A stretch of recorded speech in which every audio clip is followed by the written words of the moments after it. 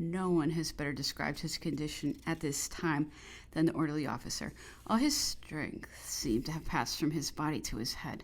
He now recalls all the events of his former life and no longer experiences mental stupor. His memory seems to have recovered, and he is continually talking of what is to be done at his death.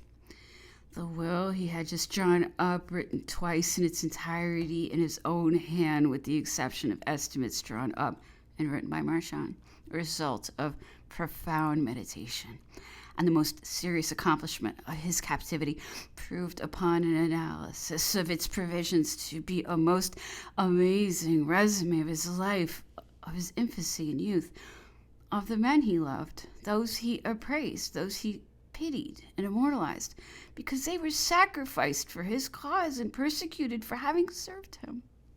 He declared the intensity of his love for the veterans of his armies and for the people whose grandeur was inseparable from his glory, but he also revealed the depth of his heart, a subject of which he never spoke nor allowed anyone else to speak, in which he had constantly childish pictures before his eyes. This was what filled his will, just as it filled the heart of his father. Not that he bequeathed the treasures imputed to him, poor treasures indeed, but everything which represented him in concrete form had touched him, which he had worn, which had guarded his perishable form, and attested to it the souvenirs he had received from sovereigns, the presents from his mother and sisters, the supreme mark of his command, and the representation of his glory. The will related, explained, and commented upon the whole Napoleon. It contained the doctrine he had bestowed upon the French and the opinions he desired they should retain of him. It requires a several-page survey, and the strange incidents which accompanied its execution must also be recorded without any appearance of delight, for most serious were the facts which were disclosed. Dates are important in the drawing up of a will. Until the day before his death, Napoleon was in full possession of his faculties and looked upon death with the perfect clarity he was wont to regard a battlefield. But as life ebbed away and weakness increased, must he not have existed in a sort of dream or spell? The will itself in its first code is still referring wholly to the sums in the Lafitte Fund, the existence of which there was no doubt, were dated April 15th. In an additional codicil, the emperor allocated 200 millions from his private estate to his companions in arms and to the inhabitants of the towns which had suffered most severely from any invasion. He knew the Bourbons would not return what they had taken, but he raised a protest and included the officers and soldiers from whom 1792 until 1815 fought for the glory and independence of the nation, and in the towns and villages of Alsace, Lorraine, Franche-Comté, Burgundy, Ile-de-France, Champagne, Forêt, and Dauphiné, therefore associating the France of the Revolution, the Blue France, with his sorrows, since it was she with whom he shared his wealth and to whom he turned for justice. That was contained in the political part of the will, and the emperor had no illusion but upon the immediate efficacy of such a bequest. Did he declare in the codicils dated April 24th and 25th from what funds he intended to pay the legacies?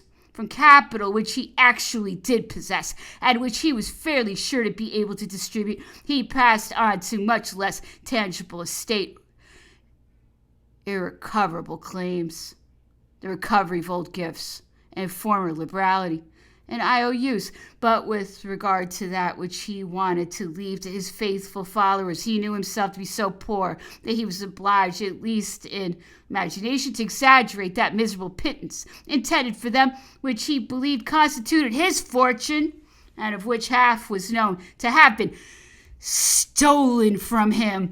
And so, in the same way, he begged souvenirs of himself for his son from those with whom he had been in contact, or who had undertaken some duty or task for him. So he sought for his soldiers some share in the millions ascribed to Eugène, or assumed by Marie Louise. This share of his wealth was not for his son, nor his relatives, but for those who gave him a start and guided him during his youth, for those who remained loyal to him in adversity, and for the children of those whose devotion to him had cost them their lives. One cannot believe that he fancied he was disposing of it effectively, but he deluded himself by what appeared to put his mind at rest. Nevertheless, he knew whom to confine himself to, as was evidenced by the manner in which he proceeded and by the grading of his generosity. Actually, he had at St. Helena only the necklace of stones returned by Queen Hortense as a last resource upon leaving Malmaison, and little reserve hidden from the English and augmented by various deductions from the funds sent from London. He requested Marchand to bring him the necklace and said he returned it to him. Good Hortense gave it to me, thinking I might need it. I believe it's worth 200,000 francs. Hide it on your purse and I give it to you. I do not know the state of my affairs in Europe, and it is the only thing of value I can dispose of. It will enable you to await the result of my will and codicils. And in this way, he settled the lot of the man who had devotedly and constantly attended him by a personal gift from his own hand. The 300,000 francs he possessed he shared among his companions according to their rank, and to defray the cost of their return journey. There was still some more available money, so as contained in the first codicil, he disposed of the 6 millions he invested upon leaving Paris together, with the interest thereon at 5% since July 1815. He must have thought that this sum would have risen to between 7 and 8 millions, but he actually settled only 5,500,000 francs, and by doing so considered that he would have put the bequest subscribed to this sum of money outside the pale of all possible reduction. He was still in complete possession of his faculties when on the 22nd he signed all the inventories brought to him. The cases and snuff boxes remained to be listed. He asked Marchand for the casket containing them and dictated a list of them. He put aside one box for Lady Holland, one adorned with a beautiful cameo, which was given to him by Pius VI after the Treaty of Tolentino. He himself wrote on a card, Napoleon to Lady Holland, a token of esteem and affection, and ordered Count Masson to dispatch it, at the same time expressing his gratitude to Lord and Lady Holland. He picked out another box intended for Dr. Arnott, to which Masson added 12,000 francs in gold. The box, which was of gold, bore on its lid a long design depicting bunches of grapes around a blank shield. The Emperor, while talking to Marchand, said that his initial should have been engraved on it, and taking some scissors, scratched a very badly formed N with their point. This autograph N was considered by Dr. Arnott more precious than if it had been executed by the cleverest engraver. After the inventory of the snuff boxes, the Emperor asked Marchand for a list of the things deposited with the Comte de Turenne, keeper of the wardrobe. He disposed of them, giving the greater part to his son, and dividing the rest between the empress, his mother, Fesch, Eugene, Princess Pauline, the Queen of Naples, Queen Hortense, Jerome, Joseph, and Luciana, commanded that a locket should be made of his hair for every member of his family, a bracelet for the empress, and a watch chain for his son. Nothing could be more real, more practical than these provisions. He spent the morning the same day in writing his codicils, one of which he bequeathed the 2 millions left of the funds sent in gold to Empress Marie Louise, his very dear and beloved wife, at Orleans in 1814, another in which he dealt with 2 millions in the hands of Eugene from the liquidation of the Italian civil list. He doubtless considered these 4 millions as problematical, but he did not think of suggesting any means of payment of the legacies he made, whereupon when he then disposed of 600 and then of 400,000 francs destined for more or less probable fulfillment, he gave these legacies the same value as those in the first codicil. That is to say that failing the resources upon which he was relying, he intended they should be paid from the sums deposited with Lafitte.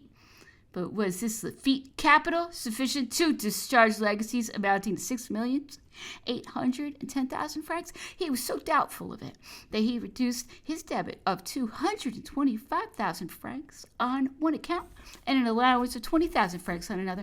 And so he blended in a most wonderful manner the power of imagination and practical policy, which overlooked no detail, weighed up and adapted everything, even provided for the expenses, the administration of such a succession and rule as might be appointed. There was more. There were the instructions for the executors of the will, dictated all through that morning to Marchand, in which the clarity of the calculations, the preciseness of their terms, the amazing test of memory, the prodigious enumeration of facts in 37 articles, some related for the first time with decision and order and explicit direction in every case, to all whom he appointed to the various tasks,